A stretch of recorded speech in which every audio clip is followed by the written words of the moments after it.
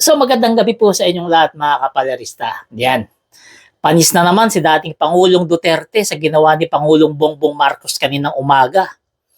Ang ginawa kasi niya, talagang pinasaya niya yung mga magsasaka. Kanina, doon sa Department of Agrarian Reform, doon sa opisina nila. Ganito kasi yan, bigyan ko muna kayo ng maiksing kwento. Doon sa Nasugbu, Batangas, meron doon mga magsasaka, maraming mga magsasaka ang nakikipaglaban sa kanilang lupa sa loob ng 35 years.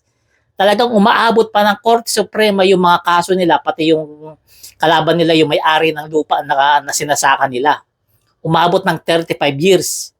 Ngayon, si Pangulong Bongbong Marcos kasama si Secretary Estrella, ibinigay na sa kanila yung lupang sinasaka nila. Sa katunayan, nagbigay ng titulo si Pangulong Bongbong Marcos para yung mga lupa ng mga sinasaka ng mga magsasaka doon sa Nasugbu, Batangas, talagang sa kanila na. Kasi yung titulo, pangalan nila mismo ang nakalagay. At ang maganda pa dyan, yung mga utang nila sa gobyerno, binayaran na mismo. Kumbaga, binura na ni Pangulong Bongbong Marcos. Kaya ganun na lamang katuwa yung mga magsasaka kanina doon sa Nasugbu, Batangas. Gaya na nakikita nyo sa larawan, sa video, napakaraming magsasaka lahat yan. Lahat yan magsasaka na binigyan ni Pangulong Bongbong Marcos ng lupa, ng mga titulo. At hindi lang pala sa Nasugbu, Batangas yung mga yan, meron dyan mga taga Bulacan din.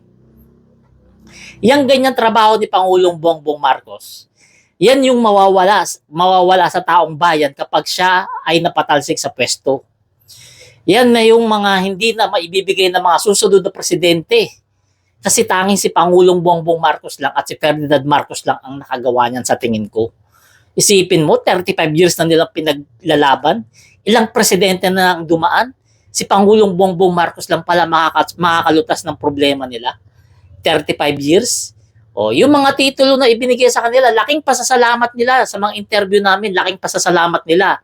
Dahil nakita nila yung titulo, pangalan nila yung nakalagay. Ibig sabihin, hindi na makukuha o maagaw ng kahit sino man. So, yan ang napakaganda dyan. At napakaganda rin dyan, binigyan sila ng suporta ng gobyerno para sa mga pananim nila. Yan ang kinagugustuhan ng mga taong bayan kay Pangulong Bongbong Marcos. Yan ang sa tingin ko na hindi nagawa ni dating Pangulong Duterte. Yung mamigay ng mga titulo sa mga magsasaka. Yan, ewan ko lang kung meron. I-comment nyo kung meron na mga nabigyan ng titulo si dating Pangulong Duterte ng mga magsasaka.